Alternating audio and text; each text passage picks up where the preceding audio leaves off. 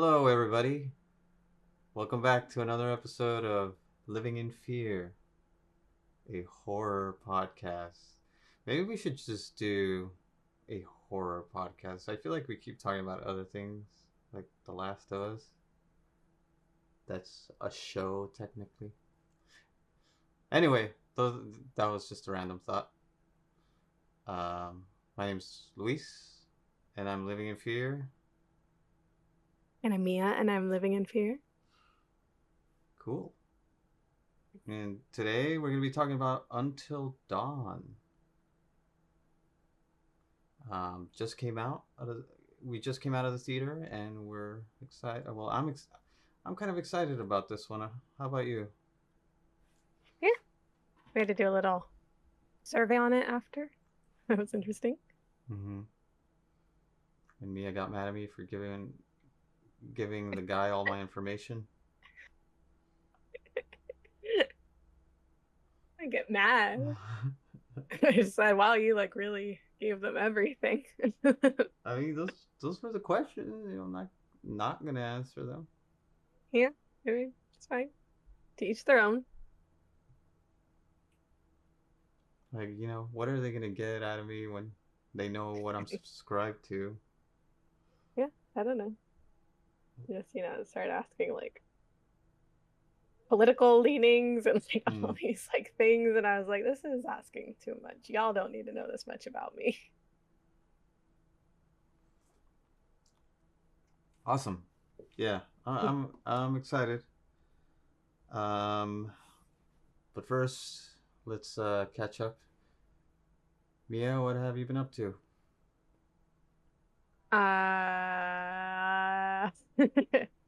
I don't know. I feel like we've been running a lot of errands lately, Mm-hmm. doing a lot of driving for things, and yeah, trying to get ready for our Japan trip, get everything all in order, passports and all that fun stuff. I watched the rest of The Pit. It was really good. Pit. You watched you watched a bit with me, not all of it, but you Yeah. know, Yeah, I kind of like, I feel like I watched most of it. yeah, you got the gist of like everything that happened pretty much. I'm just kind of bummed it's over now. It was like, I think that's the problem when I binge watch things. I get in a routine of it and Mm-hmm. then I finish it and then I'm like, well, now what? And a lot of people go through that, but yeah, I'm a very routine based person.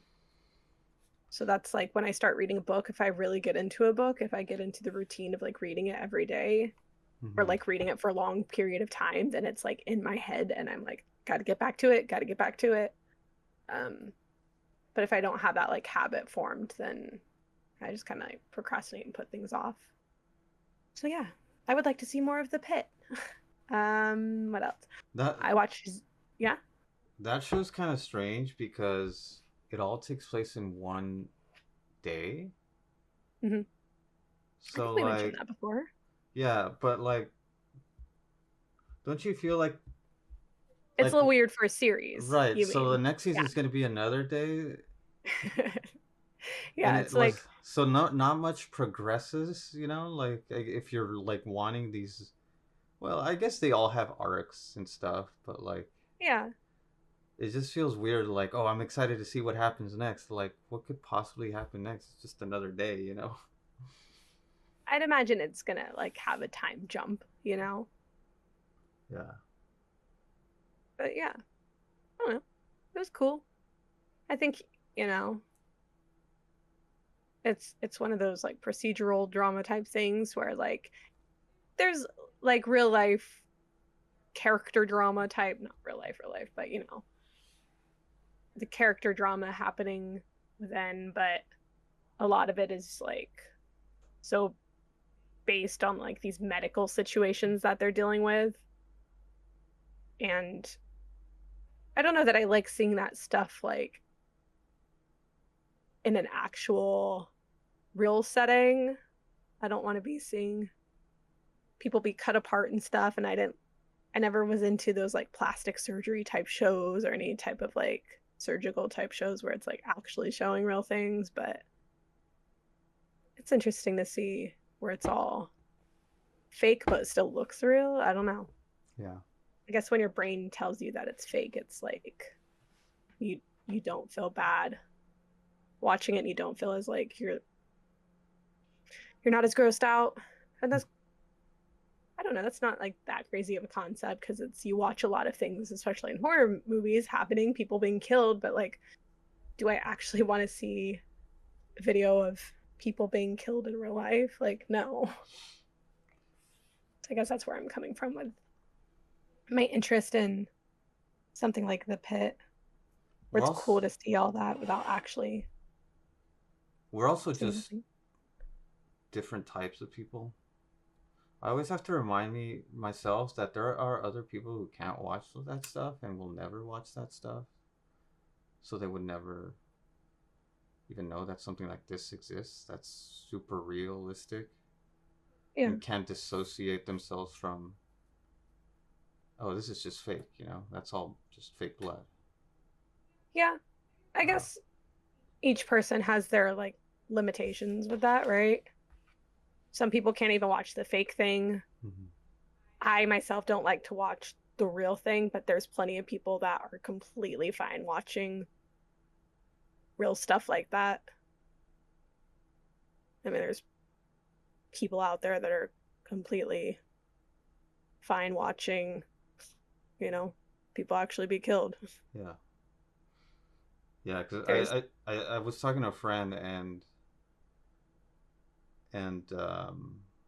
yeah, I asked him about The Last of Us, and he said he hadn't watched it yet because he can't watch it around his wife. mm, So it's like I have to find time where she's not around because she can't really handle that kind of stuff.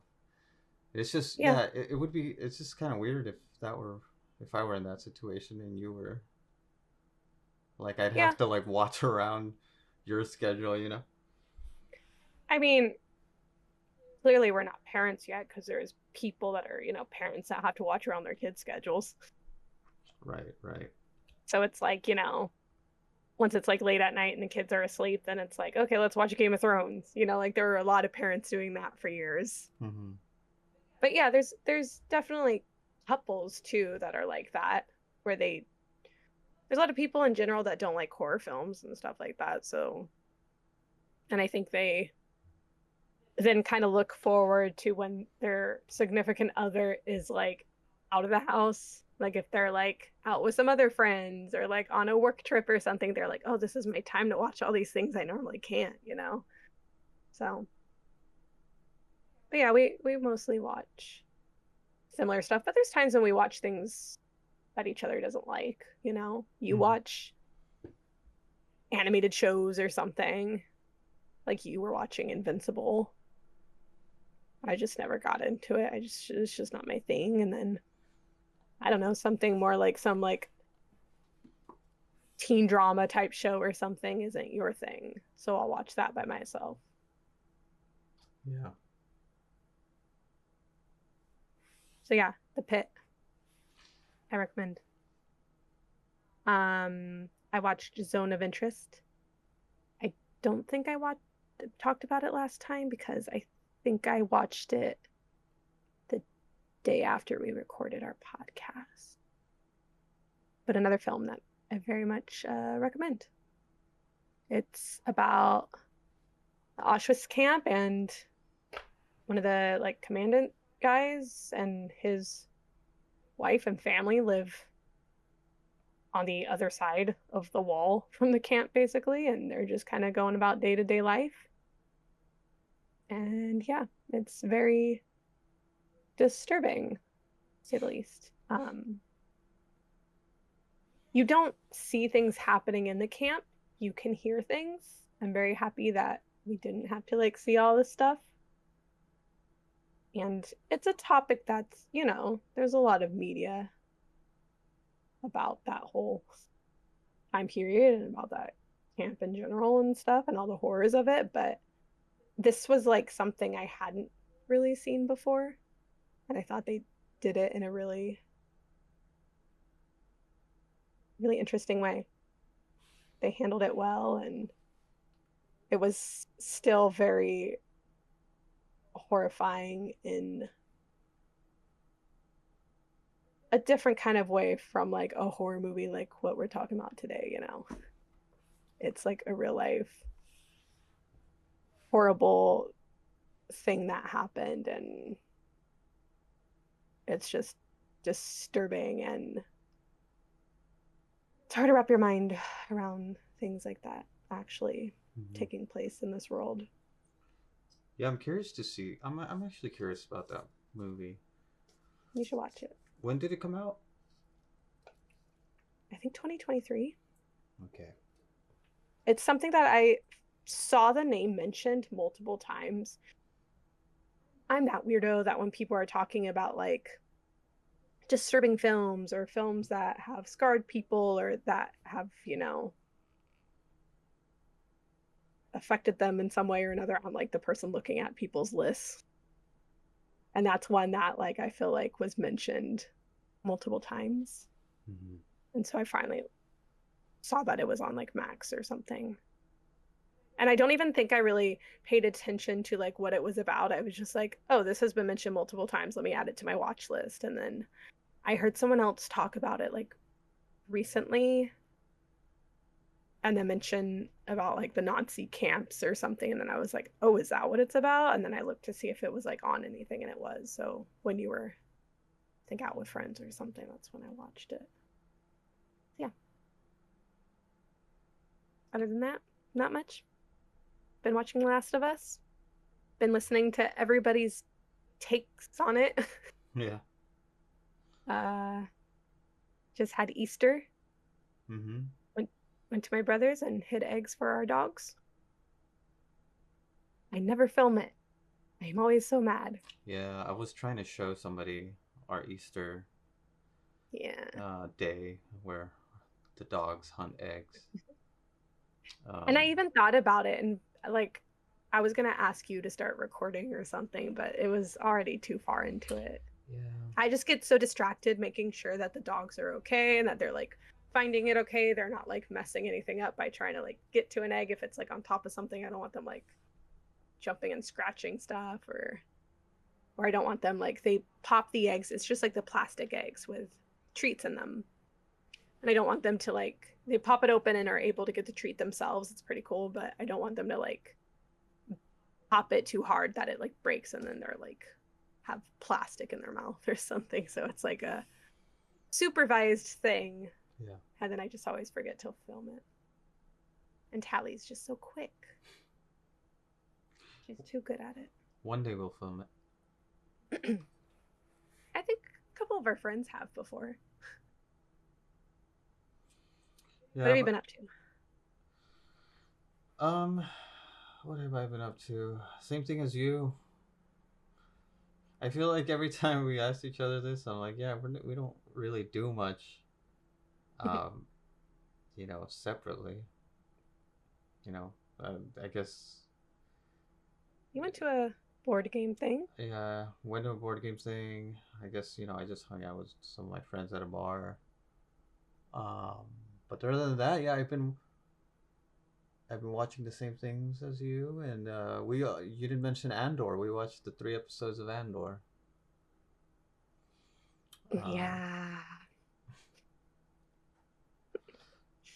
I feel like Mm. I'm mixed. I feel like I just need to wait. I need to wait for the next 3 episodes to see how I really feel about it. I mean, I don't hate it, Yeah. but it's definitely just not as good as I remember the first season being, at least. Well, the first season was slow to start as Yeah, well, so that's why that's what yeah. yeah. Um. So I think it's gonna get better, and I think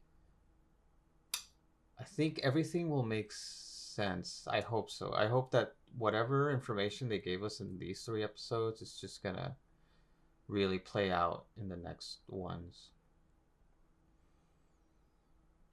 And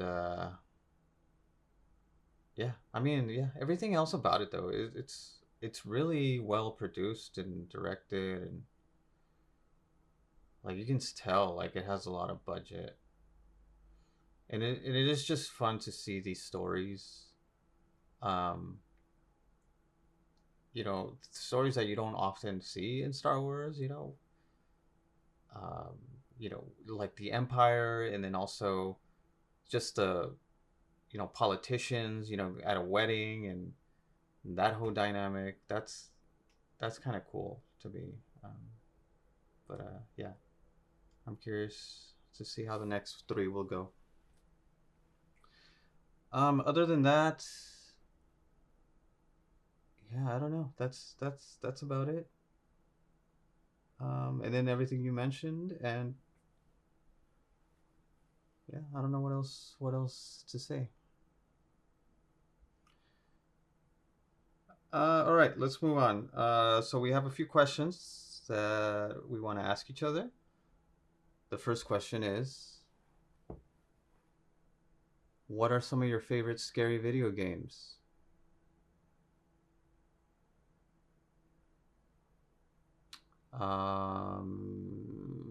Yeah. I think her mic. Yeah, I got muted. Okay. My mic was like, not today. I was just saying this is a good question because, the movie we're talking about is based off a game. Okay. First one I always think of, PT. Mm-hmm. It's not like a full game. It's a playable teaser. But yeah, It's that's it's a demo. yeah. That one I love. I like that you just walk through and experience things. You don't really have to act upon it. Mm-hmm. I feel like we've mentioned this before. Uh, Dead Space. I like the Dead Space games. Yeah. I don't know that I've played the second one. I don't remember. But I've definitely played the first one. I've played part of the remake of the first one a couple times. Never the whole thing. And then the third one, I started with the third one because that was the one when I was gaming more. That's the one that like was new. Mm-hmm. And I played it like on my own and it had some pretty creepy moments. Um, we played Silent Hill 2 this last year. That one's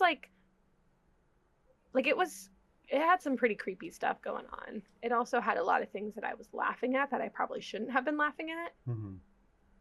But there was some serious like creepy things, and it is a game where you do have to do things. You can't just like walk through, like you have to like fight things or run away from things, and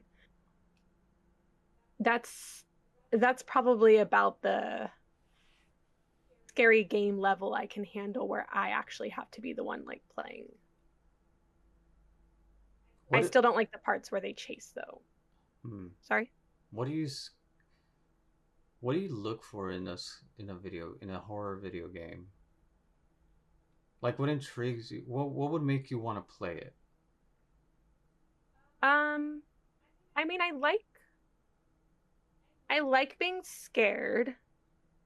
I like having the like creepy atmosphere, but also like an interesting story.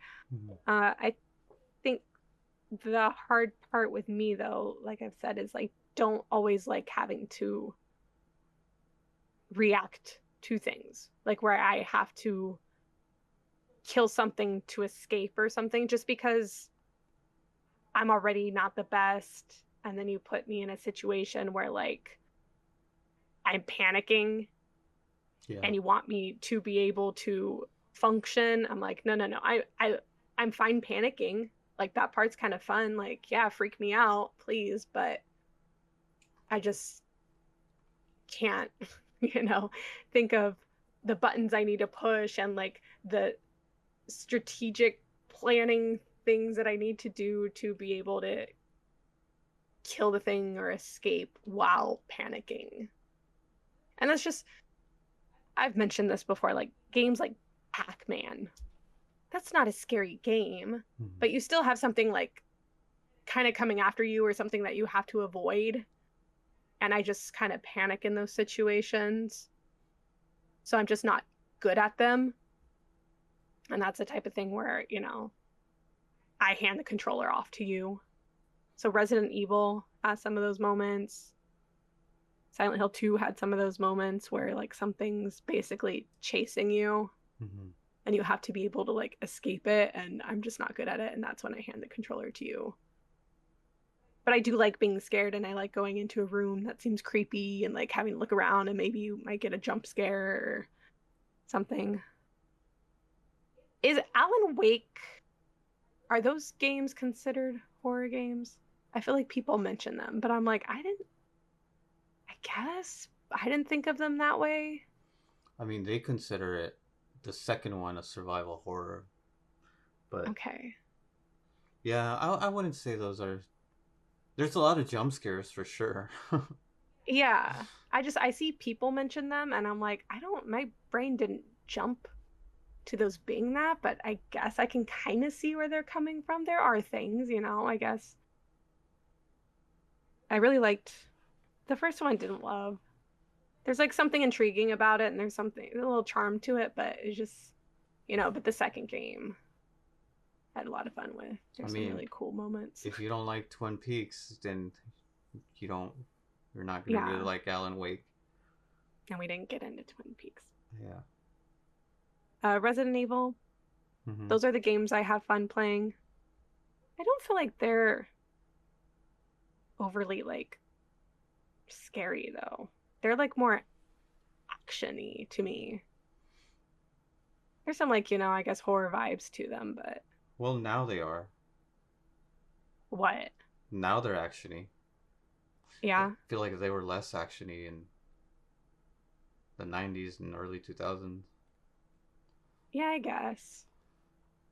Yeah. I mean, we've played like even the like old ones. I always have fun with them. And there's like a little cheesiness to them that I feel is like just right. Otherwise, Inside was a fun little thing. Yeah, I If forgot that about that. counts. I don't know if that. Yeah.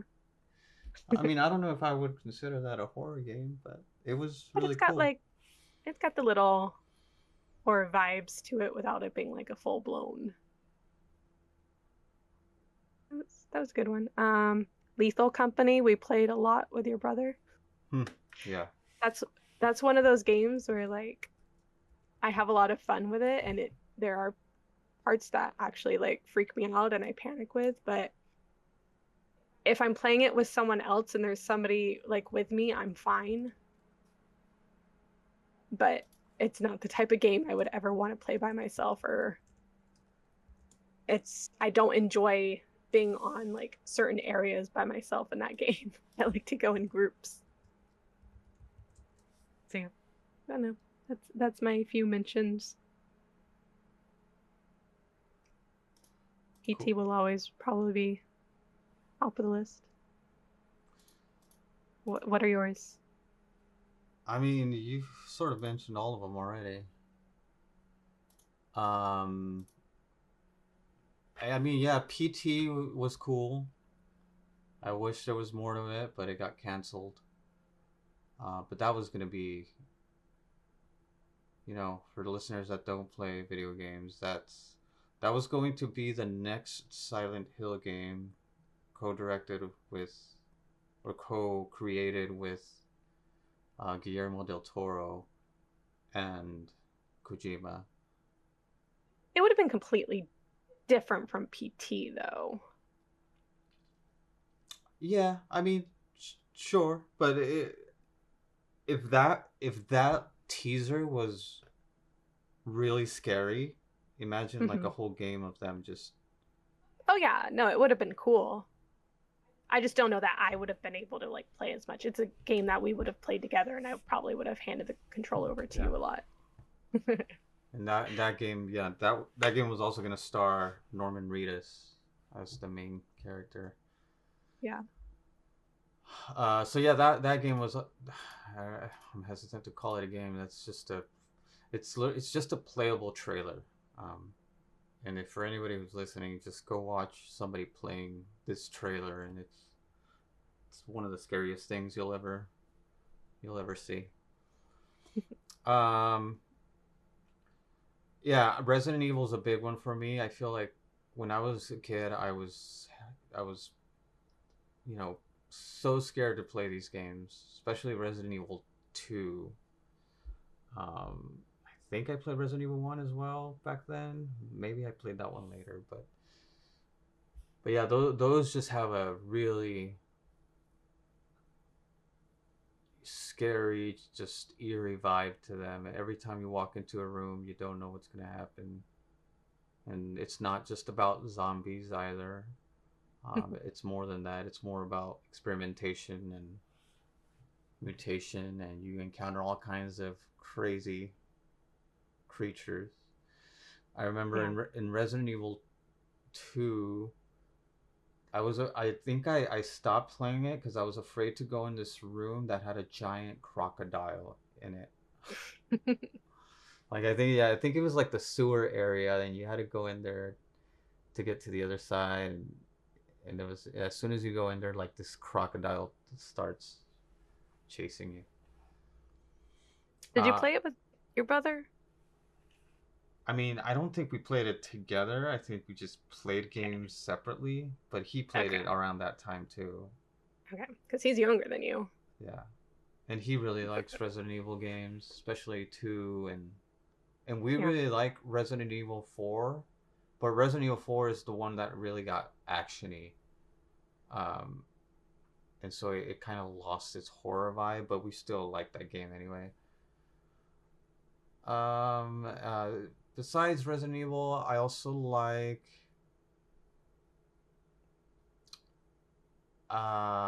Alien Isolation is I think one of the best like horror games out there, and they're Yeah. remaking it apparently. That's the Uh, one I was going to ask you about if you didn't mention. Because I didn't really play it, but you played it and I watched you play some of it.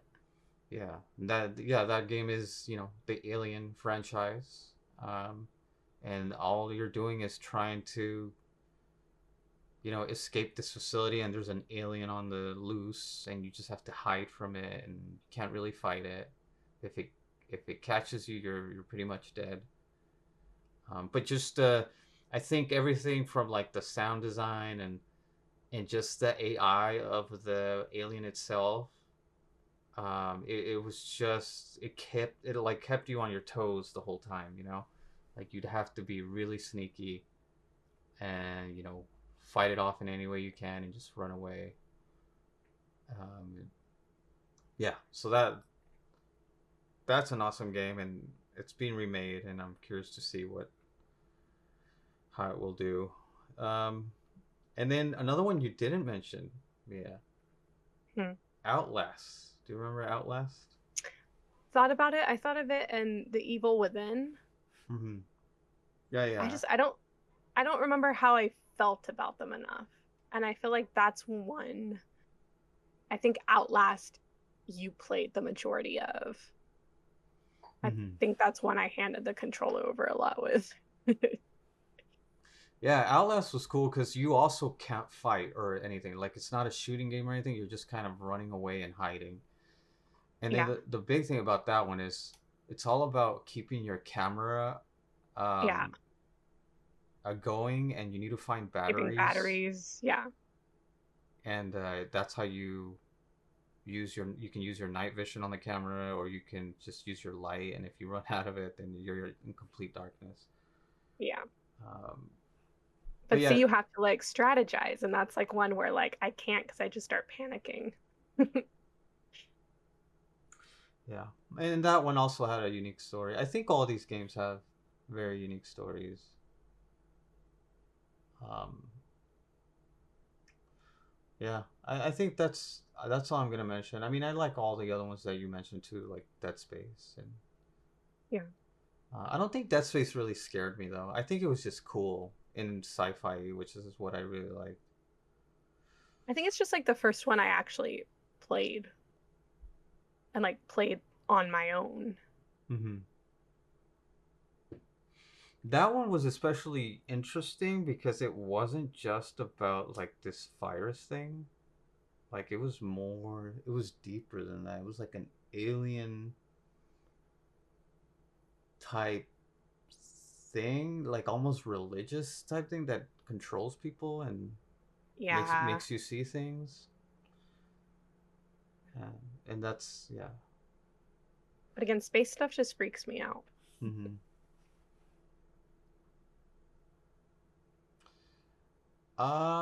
Yeah, that's about it. Yeah.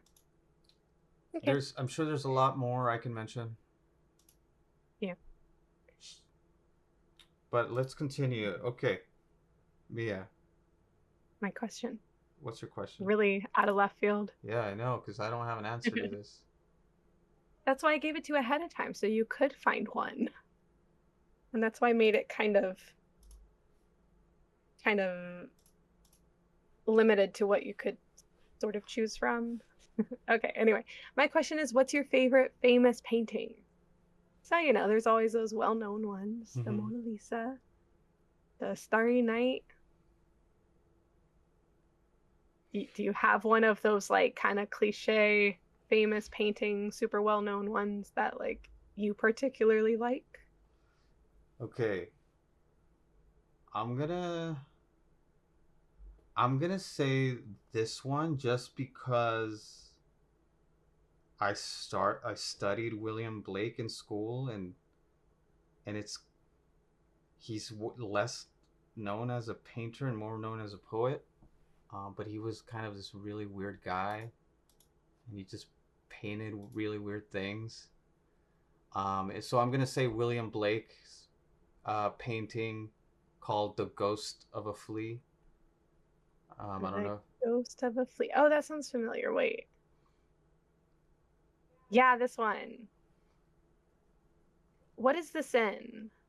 It's probably in a lot of like horror or like religious things. Yeah. Um, that one, and then there's that other one that's in it a lot. The Great, let me check. The Great Red Dragon and the Woman Clothed with the Hmm. Sun. That one's also in a lot of stuff. The Um, Great Red Dragon and the Woman Clothed with the Sun. Yeah. yeah, I'm trying to think of. I mean, Hannibal, right? Is that sounds right. the the Red Dragon thing? Because isn't that like the third movie or second movie or something? What is the Ghost of the Flea thing? That's in like a horror movie too. Probably. But yeah, William Blake is a poet. Um, in the early 1800s, one of the romantics, and I think he was one of the ones that experimented with a lot of hallucinogenic drugs, and Okay. so part of this was, I think he said that a ghost of an actual flea visited him, and this is what it looked like. Hmm. Um, I think that's right. Maybe somebody fact check me. Yeah. Um, but yeah, they're really creepy and eerie, and they're old. I feel like Yeah. hardly you ever find old paintings that are meant to like be really scary and creepy. See, Um, this is why I'm happy I asked you this question. My answer is so boring okay. compared to this. Uh, yeah, I was gonna shout out other artists, but they're more artists than my favorite painting, and so um, but yeah, shout out to Michael Whelan. That's all I'm saying. Oh, yeah. You like him. Okay, well my answer is boring because I just went with like kind of the cliche paintings that you always hear about and hear referenced and everything. My favorite among those is the Scream. The I don't even know Scream. who did the Scream. Let's look it up. I should know this. Famous. Oh yeah. The Scream, of course. Yeah. Who's it by though? Norwegian artist Edvard Munch. Yeah. I just always thought it was kind of weird.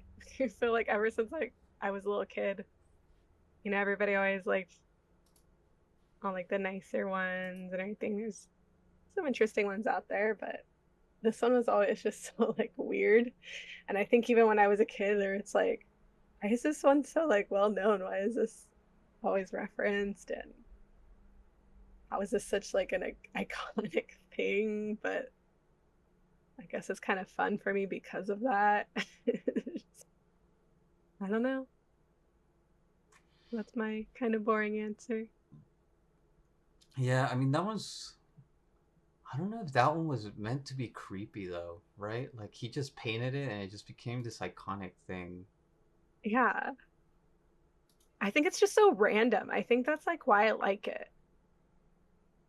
I don't know that, you know, that's not necessarily my art style or anything. And I don't know that it's like one I would like want hanging in my like house, and the color choices like aren't my vibe really. But it's just so random. I Mm-hmm. think that's why I like it. Yeah. Like just looking at it just makes me like laugh. Like it's just so, I Yeah, don't know. I feel like this also has been in movies, right? Yeah, I'm it's referenced in like a ton of stuff. I'm sure it has. I like I said, I don't really know much about it. Maybe I should know more. And look, Wikipedia. The agonized face in the painting has become one of the most iconic images in art, seen as symbolizing the anxiety of the human condition.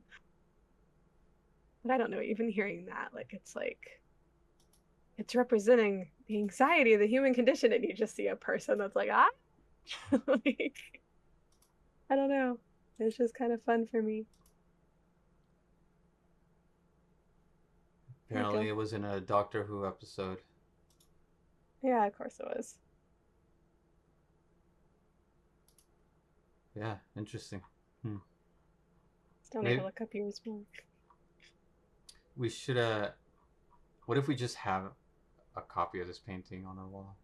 That'd be weird. Of the Scream. If the screen. Like I said, it's What if I not buy like you this painting?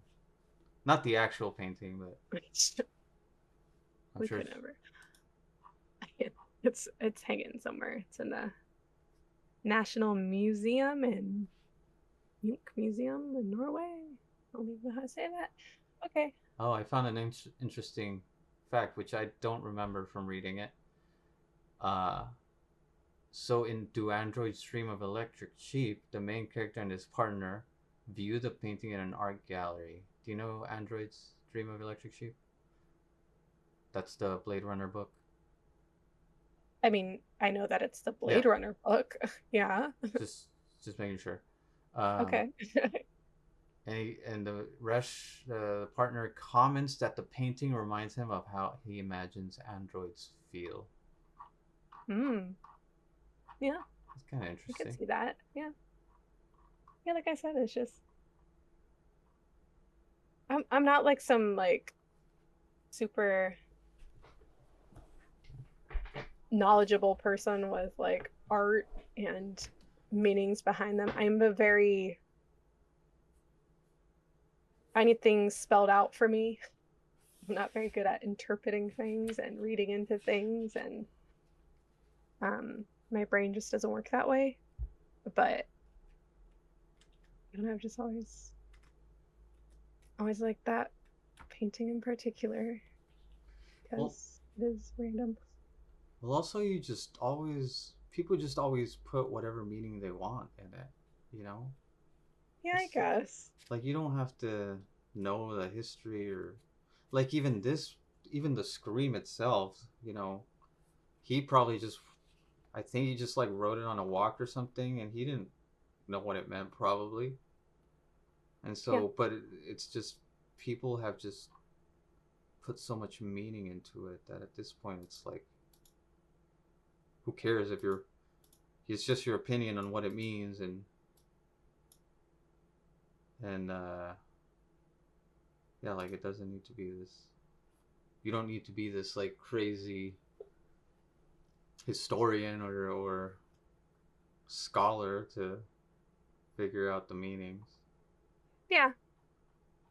And I think, I mean, that's kind of the way I go about certain things in life, but I feel like people get very, you know, serious about art and literature and all these things. And I'll be the first to admit that I'm not that smart with that kind of stuff. I'm not, Yeah. it's not the way my brain works. But yeah, it's a fun painting. All right. Those were good questions. I like them. All right, let's move on to the movie. But first, I want to play a little game. You want to play a little Play game? games. Yeah. We're gonna name 5 words to describe this movie.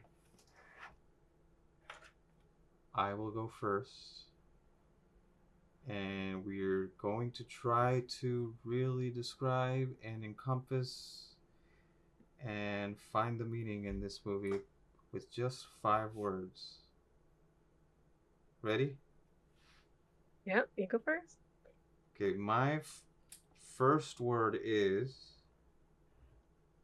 loop. Hmm. That's a good one. I had repeat on my thing, but I was trying to think of a different word, and loop was kind of more what I was trying to figure out. It's good. My first word is going to be Wendigo. Damn, that was my word. That's going to be one of our words. The spoiler. Nah, don't I worry. don't feel like Don't worry not about so much it. in this. Let's go with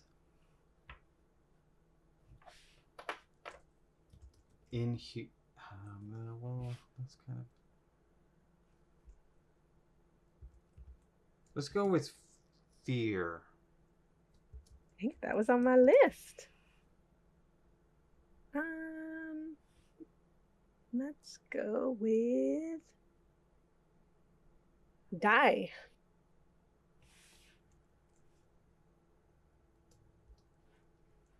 Dye. I think that dyeing a color, dyeing a t-shirt red. You know what I mean. Die as in death. And the last word will be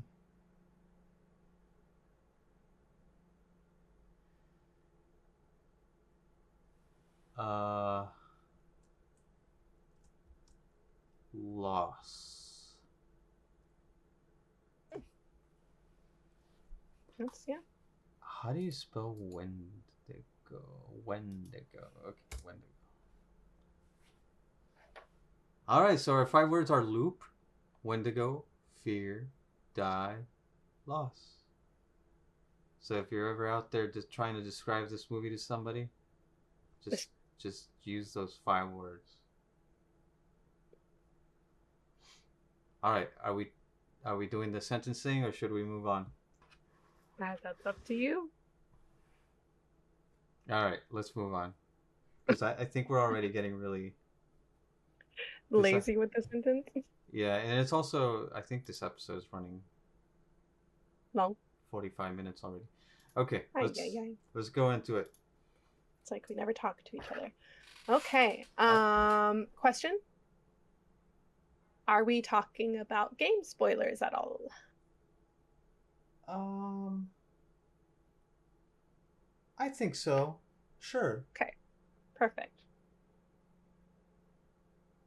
Yeah. Cool. Spoilers for the movie and spoilers for the game. Cool. Okay, so we're talking about Until Dawn 2025, directed by David F. Sandberg, written by Blair Butler and Gary Doberman. Doberman. um,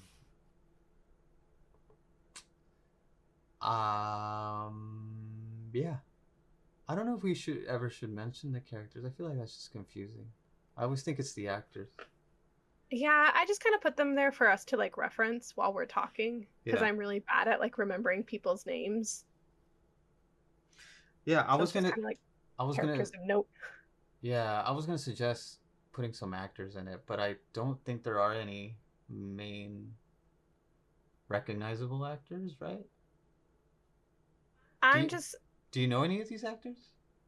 I mean, I knew Maya Mitchell, the Melanie girl, but I mean, Okay. we know the doctor guy.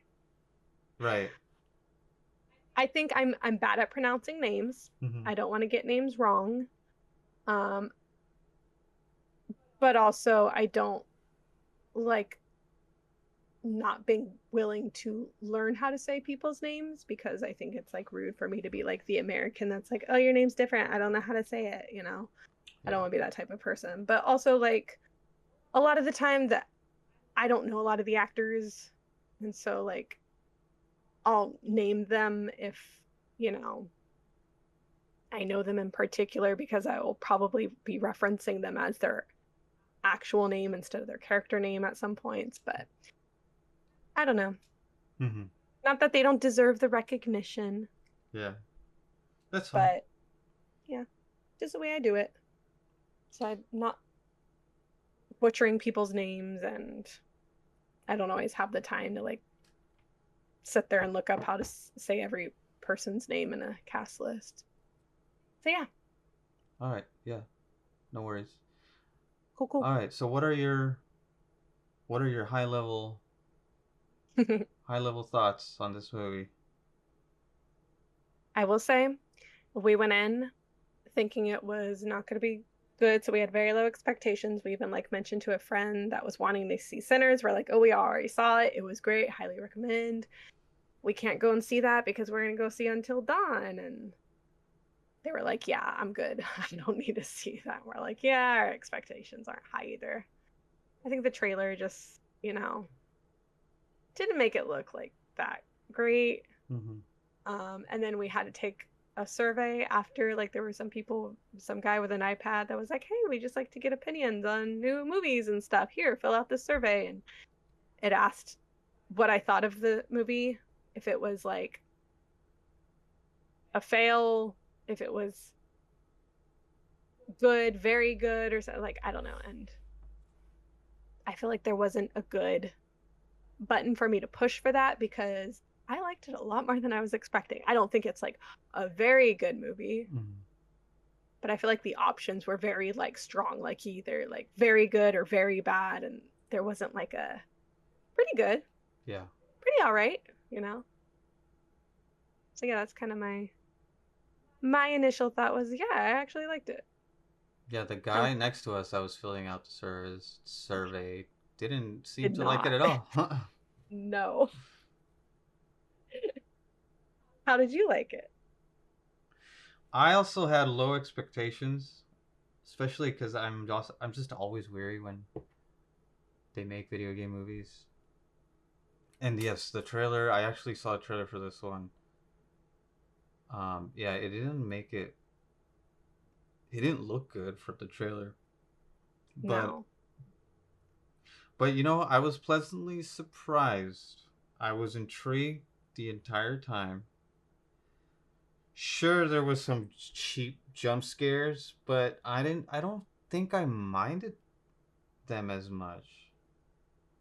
Because I think there was still like enough going on that that's not all that, Mm-hmm. you know. Sometimes you see a movie and it's just kind of like it's not scary, the story's not great, and then like it just throws jump scares and you're just like, look, if Yeah. that's all you have to show me, then you ain't got. But like this had enough other stuff and it had some other creepy stuff going on and Mm-hmm.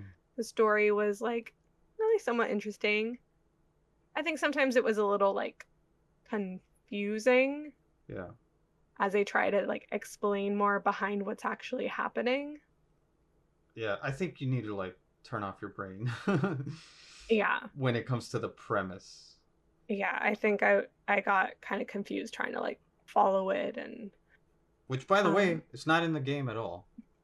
yeah, So I don't know if it's like them trying to make it almost like a video game. Like, oh, this is because based your on a video character game. dies. Yeah. Yeah. Yeah, I was kind of okay with that aspect. That's what it started and I was like, "Oh, it's going to be." And I think even the trailer showed that and I was like, "That's interesting because that's not what I remember from the game." But also, I guess when you're playing a character as in the game, your character does die and you get to restart. So, I could see how that works for a video game movie. Okay. Yeah. It, so here's the thing. I grew up watching a lot of like fine scary movies, you Mm-hmm. know? I liked the Final Destination movies. I Yeah. liked the I Know What You Did Last Summer. Um you watch them nowadays and they may not be that great, or even then for a lot of people they probably weren't that great, but I just always had fun with those. Mm-hmm. And they're like the slasher films and stuff. I think slasher films can be fun if they're not like too serious, but sometimes I think newer ones, there's just something, and I don't know if it's just because I'm not like a teenager watching them, so like a lot of the time they're about teenagers and they're a little they have like their stereotypes, going on and the tropes and everything. Yeah. And maybe now that like I'm an adult, seeing these people fit these like younger stereotypes, like it's like, oh, this is like the Gen Z generation or the Alpha generation or whatever it is now. Um, maybe because I don't relate to that as much. I related to like the stereotypical characters back then either, but there's just something a little like cheesy, and also it just feels like they're just cash grabs. They're like cheap to make and they're not taken very seriously, and they're like straight to Netflix or something like that, and they just don't seem particularly good. Yeah. So I'm fine with slasher films, but just as of late, there's just some of the ones that this one was looking like it was going to be, didn't seem like it was going to be good. Mm-hmm. Seemed like it was going to be one of those bad ones. But it was fun. And it had humor to it. Mm-hmm. I think the humor was actually pretty, like, they got it right for me at least. Yeah. Yeah. I was expecting more of the drama between the friends, Yeah. but that got put, in the background, um, because the game is the game is all teenage drama, Yeah. like all of it throughout the whole thing. They're fighting about their relationships. They doubt each other. They're talking behind people's backs. Like it's all about that. And I feel like even the horror is like secondary to that. It's more about your choices and making decisions and trying to keep people alive, or just seeing what those decisions come to, and in order to see who gets to live or die. Yeah, um because your decisions actually affect the game and the like outcome. yeah, so I was expecting a lot more of that, but yeah, they were all they were all pretty good friends, besides I guess the newcomer, which was I mean, even he was just like the new guy who was. Yeah. It was like, do I want to die for these people? I don't Yeah. really know. I mean, not really. Also, this girl's been trying to kill herself for the last a couple years or whatever. And she's also like running, putting herself in danger. Like, I'm not here for that. Like, she wants to go towards the danger and get herself killed because she's already suicidal in normal day to day life. Like, fine, but I'm not cool with that. Like, it's just kind of like, yeah, I get where you're coming from. Yeah. And he doesn't have this loyalty to this like group of friends because he's only been with his girlfriend for what they said 3 months. Mm-hmm. you know? So he's like, these are your friends, yeah, but they're not mine. Yeah, I got that. Uh, I Go ahead. I questioned at first, the first night where they start dying, Megan, the girl that's like has some type of like psychic thing going on or whatever, Hmm. when she's getting killed, the Clover girl has the knife and is just like, you know, like when he started to go to the closet, especially when he started to grab her out, I was like, oh, this is her chance. He's distracted. Stab him in the head or the neck or something, you know? But she didn't. And she lets Megan just get killed basically right in front of her. And Megan's like looking at her like, help me, help, you know? And then there was like a second when they come back to life where like Megan kind of looks at her like, dude, you let me die. Like, you didn't even try and help Hmm. me. I thought that was going to become more of a thing later. Yeah. But even that, like, didn't really. Yeah,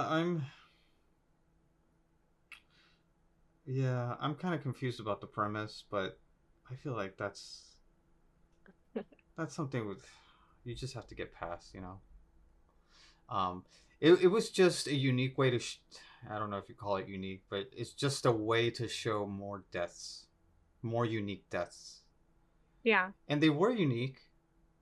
I did not expect somebody to just explode by drinking water. That Yeah. was not on my bingo card. And that's where like the comedy came into play. It reminded me of The Boys. I feel like people explode in that show a lot. They do. But also like that has like that like dark humor type of stuff. Um But you know yeah, what? every You know what's crazy though? I think mm, some of the best scenes in this entire movie were when they were watching them in the phone. yeah. I feel like those were all really good horror, just contained scenes. Hmm. It was fun. And they showed in the trailer they show the part with the like thing crawling out of her cheek. Yeah. So that's one of the things though, like I think without any context, if you only see that part, it looks a little like cheesy-ish. Like it looks like it's like, oh, look at this like found footage, but it's also very like I don't know. If that's like the whole movie, I don't think it would have been that good, especially because there is like something kind of comedic about it. Like she's like, "Is it gone?" And they're like, "Ooh," you Mm-hmm. know.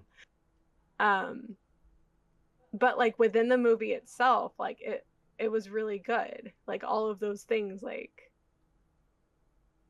were well done and like made me kind of like chuckle, and Mm-hmm. I'm happy the whole film wasn't like a found footage type thing like that, but and it also was like, oh, here's what's been happening because that's what they said. They're like, is it day 3 or 4? And they're like, no, it's day 13 or something. And I was like, wait, so they just like we skipped all those nights, you know? Yeah. Like I guess that's a lot of nights to show, so I guess I get why they didn't show it, but like man, that's a lot of nights to skip. And then they show like, you know, just a few seconds from multiple nights through the phone, and I was like, oh, that's a creative way to do it to catch us up on what happened. Mm-hmm. Yeah. There's definitely some really good shots, I think. Yeah. Just that shot where the mask is in the you could just see the mask in the doorway and then it just starts coming forward and then you Mm-hmm. just see like this it's the thing holding the mask is bigger than it actually you think it is, you know? Yeah. It's just like a giant. That one was cool. And then there was that other one too where there's like an emergency light just flashing Yeah. on and off, and you can see the Wendigo just get closer and closer as it turns on.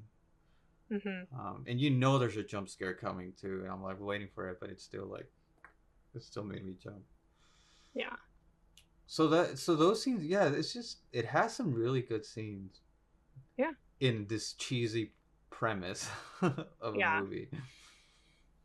Those feel like they could have been like released on like YouTube to Mhm. like promote the film. Yeah, just like release like a bunch of like little like 30-second clips of them dying in different ways as like a viral campaign.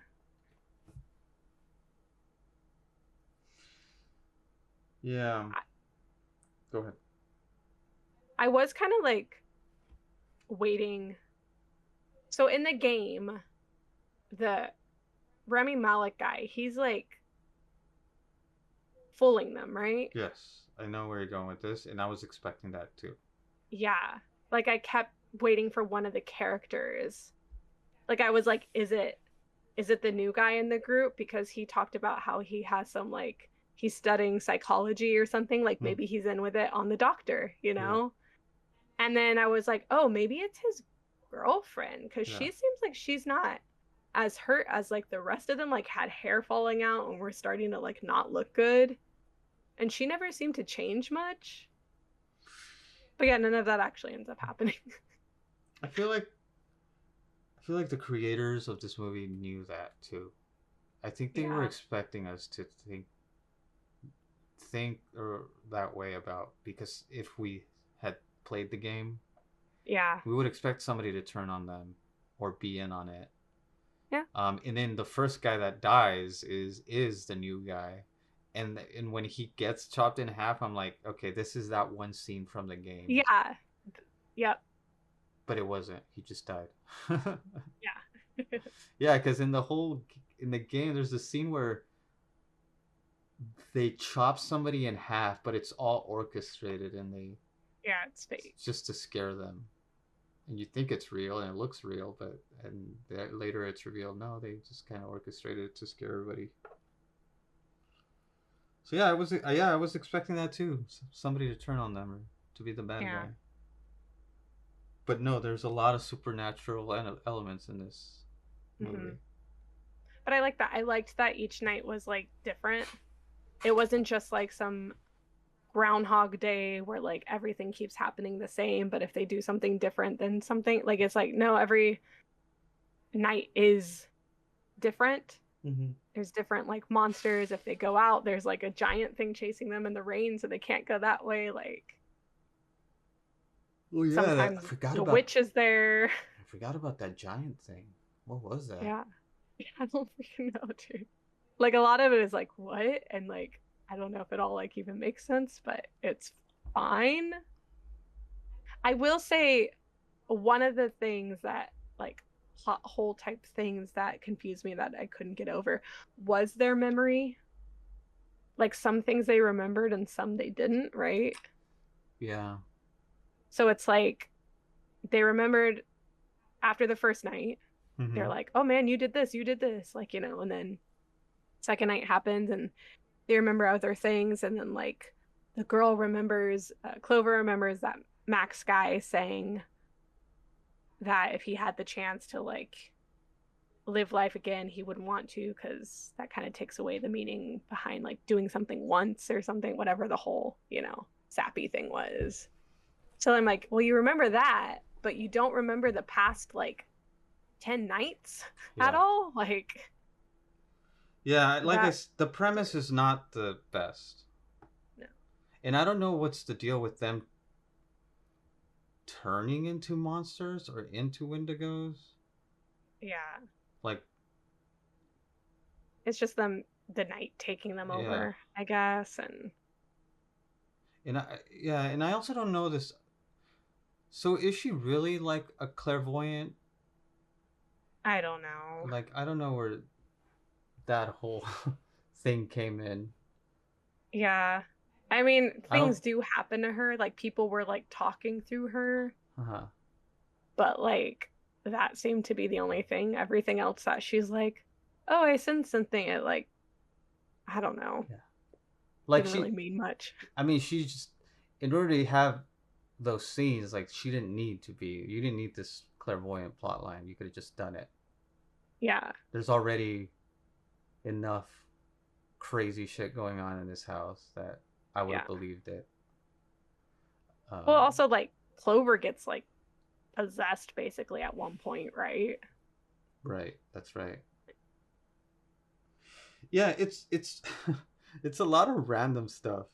It is. It's the type of film if you like really start breaking it all down and you're like, well, this didn't make sense or this like then you just start to like really tank your like interest in it and it you're like, yeah, it wasn't that good of a movie. But it was just like a fun watch. I guess because our expectations were so low that we came in kind of with our brain turned off and just there for like the fun ride. Like we liked Mm. it. Yeah, I guess in a way, it's it's very aware that it's a horror movie, and that like a big part of horror movies is that the people are stupid and they always get themselves into trouble and they do the wrong Yeah. decisions and that's why they get themselves killed. And this all Yeah. happened like over and over again until they finally got it right at the end. Hmm. So in that way, it's just kind of like you can't really fault it for doing that. It's, oh, you can't. It's just another horror movie with stupid people making stupid decisions. Like, no, this movie is about that. Like, it's about all these people trying to relive their lives and make the right choices Yeah. and escape. Yeah. And they do escape. I mean, I don't think it's like so like Scream, is very much like, oh, horror films are about this. We're gonna like, it's very knows what it's doing. Hmm. Um, I don't think this is at that level. I think that, they knew they're just like making a horror film about, yeah, some of these tropes and some of these. It didn't take itself too seriously, but I don't think it was like really trying to like say anything special about like the horror genre either, you Yeah. know? Yeah. I mean, yeah, I could kind of see that too. It didn't feel like it had like a lot of depth to it, even though like there's some lines in there and stuff, like the whole thing about Max saying to Clover. And there's, her whole storyline of how she was like suicidal and lost her sister and eventually she has to let her sister go to survive with her friends. Mm-hmm. But even so, it just never really felt actually that deep. Um, Yeah. Yeah. Yeah. Yeah. I feel like in this movie, I guess I would have liked less character development because it really didn't need it, and you didn't use like their relationships as like one of the main like tension. yeah, So like, do you really need character work in this movie if you're not gonna do what the game did, which is it was all about the relationships and then trying to figure out if your friend did it or not or things like yeah. that. Yeah, it felt like it used her whole like sister storyline as like a reason for them to be there. Where like I don't know, they probably didn't even need that. Like maybe they could have just been on a road trip together, like Yeah. searching sites, searching for haunted stuff or whatever they were doing, and then just happened upon this place and got stuck there. Like all these other missing people just, you know, Yeah. happen to get trapped there. That was that was probably more of an homage to the game though, Yeah. because yeah, in the game, is it Rami Malek's character who loses both of his sisters, and that's why they go here. Yeah, I can't remember exactly. I remember there's being twin girls, and then oh, does one of them die or both of them die? I think I think one of them dies, and the other one eats the sister, Becomes like a and Wendigo or becomes a something. Wendigo. Yeah. Yeah. I can't remember exactly it, and I couldn't remember exactly like why he was like fooling people and what his whole thing was. But there's like certain key moments in the game that I remember. Yeah, that's what I yeah, with the whole sister thing, that's what I was relating it to the game the whole time, but I was like, but nothing else is like the game, really? Like, Mhm. so I found that interesting, but yeah. Yeah, the, I'm sure there's a bunch of references that we missed or I didn't not, really or Easter eggs. I didn't super buy the like Max and Clover past relationship thing. I don't know Hmm. if they just didn't have enough chemistry for me or like what. But like I didn't feel like there was like a strong enough bond that, they'd be like risking their lives for each other. Yeah. Well, let's talk about the ending. Well, first of all, this is what a direct prequel, you could say, to the game. Yeah, you said that after and I was like, "Oh, is that what like I guess." I And like it guess. does show the cuz the snowy house is the game, right? Yeah, yeah, they're at a lodge, and it Yeah. shows them arriving. Yeah. But I guess it's not necessarily a sequel. It's more of a. It could have happened anytime, really. It could have Yeah. happened. I couldn't tell if that was just purely to reference the game and like, oh, this is a prequel and this is like, linking back up to the game, go play the game now, or if it was like, oh, if this movie is successful, then we'll actually do a remake of the game as a movie. You're like, what? Yeah. Well, even in the paperwork, though, you do see Rami Malek's um, his like file, Yeah. and this person, this doctor guy, was played by the same guy in the game. Yeah. Um, so in the game, this therapist guy was his actual therapist of the character of Rami Malek's character, Mm-hmm. and I think he references it a few. He there's some references to him and his therapist, but then at the very end of the game, it shows the same guy, the same doctor, just kind of narrating everything. I think, but it's not actually his therapist. It's more of a hallucination. So I don't know if like so it seems like in the movie they decided to make this doctor guy an actual entity that's like orchestrating this. Whereas in the game it wasn't like that. It was just more of a hallucination by Josh. I think that's his name. Yeah. Yeah, Josh. Rami Malek. Um, yeah.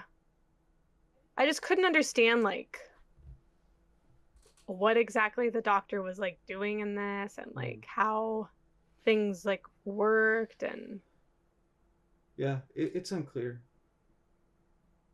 It's yeah. I like I said, I don't think we should try to look too much yeah. into it because Well, then he was just trying to like explain things and and if he really is orchestrating this whole thing, why did the water kill him? yeah. That's what I was like. First of all, he's drinking coffee that came from water somewhere here, right? Yeah. And also like you see a puddle of water on the desk. You can see that it's clearly dripping and you're just going to put your cup right there with like no concern and like Yeah. certain little things like it almost felt like when you're in a dream or like a nightmare and like you're doing things like what you're doing doesn't always make sense, but you're in a dream, so like of course it doesn't make sense. Mm-hmm. Or like how did you know you could do that, but it's like, oh, because it's a dream you can do like whatever you think you can do. So like certain things like her friend being stuck in the room and she's like, I'll go find the key. And it's like, how do you even know the key is anywhere near here? Yeah. Where are you going to go to just find a key? Like, what? So like it like makes sense if they're just kind of in this kind of a dream world or something where like maybe their subconscious is able to make things happen. I don't know. But I was like, why did the doctor lock up the girl then? That's what it's like saying, right? Because he had the keys. Why did he like lock her up? Were like the things going after them like not enough? And I just, I don't know. Yeah, it gets a bit messy. There was a line that he said, and it like took me out because I was trying to figure out what he meant about he's like whether it be survivors or something else, and I was just like, what? What is he like it was like his way of trying to like make sense of all this and like what he's doing or what's happening. And so I was like sitting there trying to like make sense of what he said, and I just could not. And I wish I remembered exactly like what the quote was, but I still think even if I did, it just wouldn't really hold together well. Yeah. Hmm.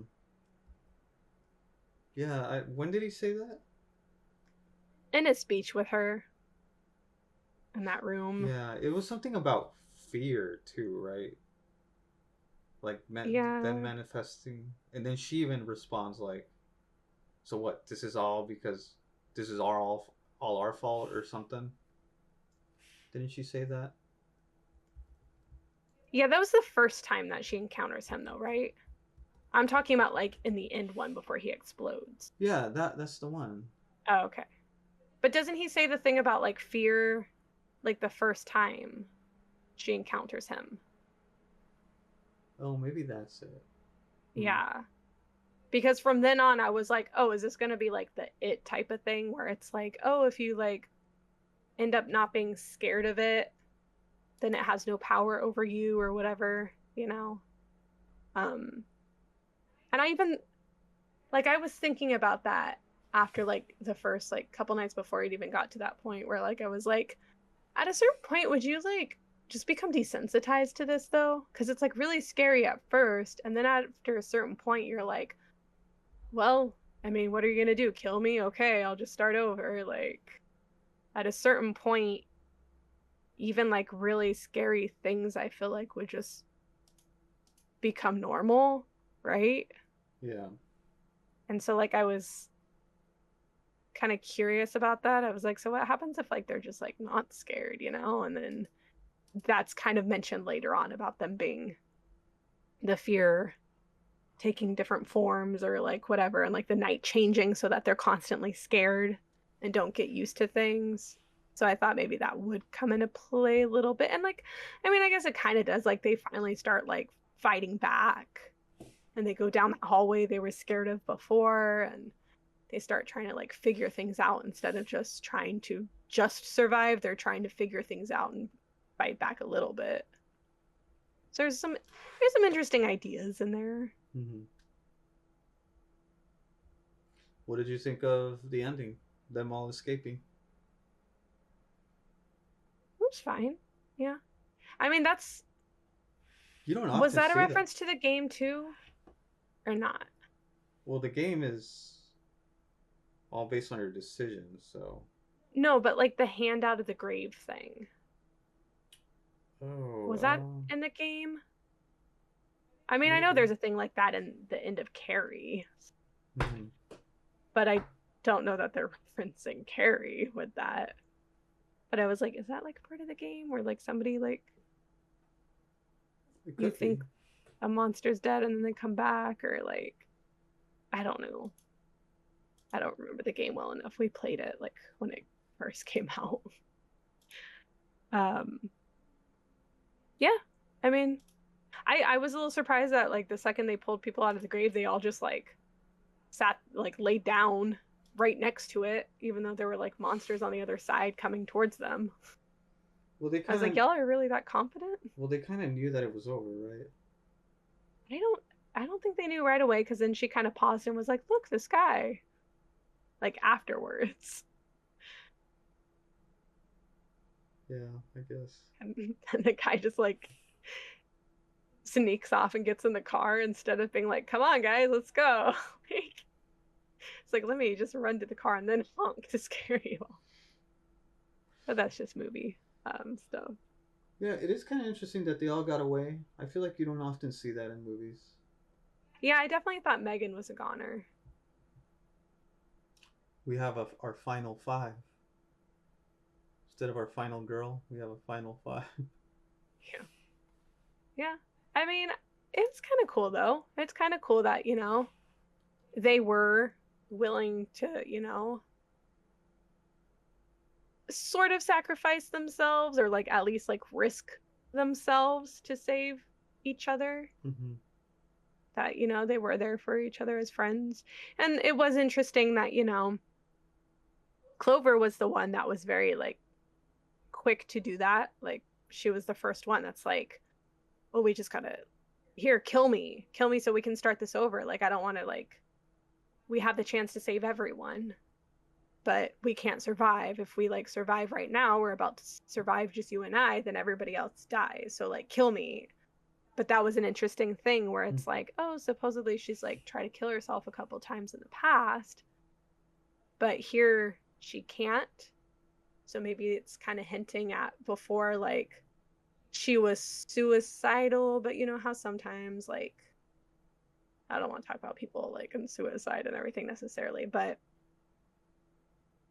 like they may want to commit suicide and they may like do certain acts to like put themselves very close to actually dying, but just can't do it all the way. Yeah. Because a part of them still does like want to live or whatever. And so it seems like that was kind of like, she was she seemed like she was in a place where it was like okay for her to die if it wasn't like her having to do it. Like she couldn't commit to doing it herself. I was like, here, kill me, each time. Also, that bear trap. Do you know how much a bear trap would hurt? Yeah, would hurt a lot. Like, it like practically goes through your foot, right? yeah, like it's clamped on your bone. You got nerves down there and everything. Like, and she was just like, ah. And then was just like crawling, pulling it along and stuff. And I was like, you would be in so much pain. Yeah. Like, I just, I'm, but again.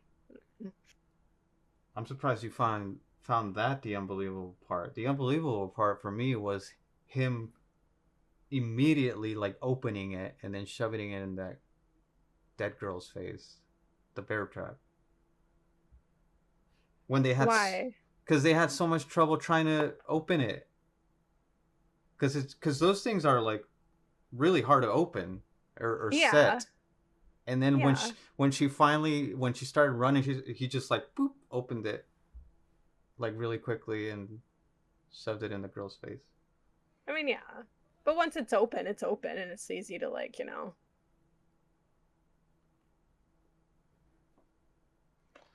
Yeah, anything else you want to say? I feel like we pretty much covered everything. Yeah. Covered the ending. Would you want them to make another one? Because this seems like it's not this seems like an adjacent thing to the game. Yeah. I'm curious to see if they'll turn something else that super massive games. That's the company that develops Until Dawn and all those other type of games that are similar. I feel like they might do one of their other games. Which one? I mean, you name it. They're all pretty Quarry? much interactive movies. Yeah, I like the just Quarry or the casting of Frank Stone. I worry that like this one was like a fun watch again, I think because we had such low expectations and stuff. Um I sometimes sequels aren't that great. Mm-hmm. Shocking. And sometimes sequels are just kind of cash grabs. So I feel like if it's a sequel for this and sequels in general already not great. And this was fun. It wasn't like amazing filmmaking or anything though. It feels like a sequel would feel like a straight to streaming type thing. Mm-hmm. Because I'm like, this is just on the brink of like, should it be in a movies? Like it was like I'm fine seeing it in theater. It was like a fun one, whatever. Like it's a type that like teenagers could go and have fun with on Friday night with their friends, you know. But anything below this, I feel like isn't worth seeing in a movie theater. So that's my. I don't know that I'd want to necessarily see something else made. Yeah. Hmm. It's one thing when it's already planned out for sequels and stuff, you know. But when it's like, oh, let's make this and see how it goes. If it makes enough money, then we'll make another one. Like those just always feel like they're just not good enough. But I don't know. I'd watch another one. I'd Yeah. probably still go in with low expectations. I feel like I need to play some of their other games. I've watched people play some of the Quarry at least, and I couldn't even watch someone else play it. Really? Yeah, I think I liked Until Dawn a lot better. And like maybe I'll go back and watch more playthrough of it or something. It didn't seem like the type of game that I myself would be like super interested in playing, so I was like let me see somebody else play it and like see what you know. Sometimes it's more entertaining to watch someone else play it because you're hearing their commentary too, especially if they're gonna like joke about it or something. I don't know. Versus just you play it silently by yourself. But even that, like, I don't know. I couldn't get that into even as like background noise. So I don't know. Yeah, I think till this day, Until Dawn is still probably their best thing that they've done. Yeah. They did the is it the Mana Meridian or whatever? Manam Madan. Madon? Why do Madame. I say it Huh. the other way? I But don't know. I don't think even that one was like exceptionally well Yeah. well done. Yeah. I don't know. It could have been. I'm sure it was. I think probably that one's like the better of the all the other ones that they've done. Yeah. I feel like I might have seen a little bit of gameplay of it, but I don't remember. But yeah. Until Dawn we played. It was fine. It was, you know, as far as like interactive like stories and stuff go with games and it actually has where the choices matter, so that part's kind of cool. I think I definitely killed off one or two characters that I wasn't trying to kill off. Yeah. And it was, you know, it's the slasher horror film, but in a video game, you know, they knew what they were going for. And I think it was pretty true to that genre. And I think that's part of the drama is it being like younger people and them out partying together and then having like drama amongst the friends and Mm-hmm. sometimes questioning if your friends are who they say they are and like I don't know, that's all just kind of like tropey type stuff that I feel like they got the feel of right in the game. Yeah. So yeah. And they got decent actors in it. All right, let's wrap this up. Yep. Let's not talk about what we're gonna watch next week because our schedule's all weird. Yeah, it's all whack because We're changing our uploads. we're publishing this immediately, so that's gonna screw with Yeah, our timeline. that's okay. And then like, yeah, it won't make sense. all our other episodes aren't gonna make sense because they're not gonna be in order. So we might be talking about what we're watching next, but that actually might not be the case. We'll Yeah, see. it happens. We'll see. It It's happens. fine. We're just here having fun. Our new thing though is to wrap it up by saying something we're looking forward to. Do Okay, you have something you're looking forward to? I do, Yeah? and it's related to this movie. Oh, okay. I am really looking forward to Directive 8020, I which have is no idea what that is. another game by Supermassive Games, and it's a sci-fi horror, and it kind of looks like Dead Space. Have I heard of this? I don't know. Have you? I don't know. Yeah, directed. Let me look it up here.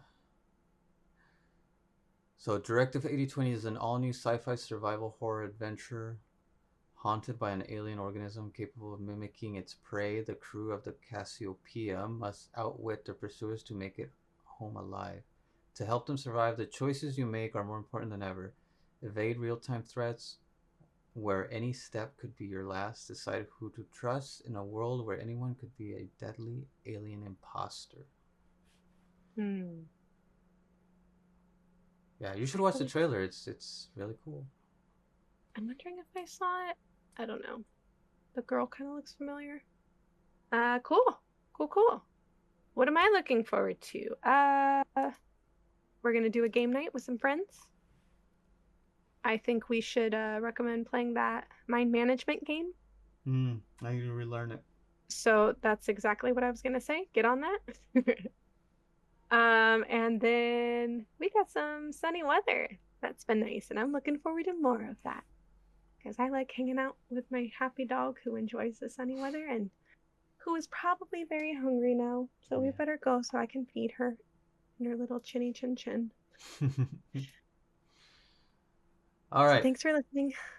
We'll see you next time. All right. See ya, everybody. Bye. Bye bye.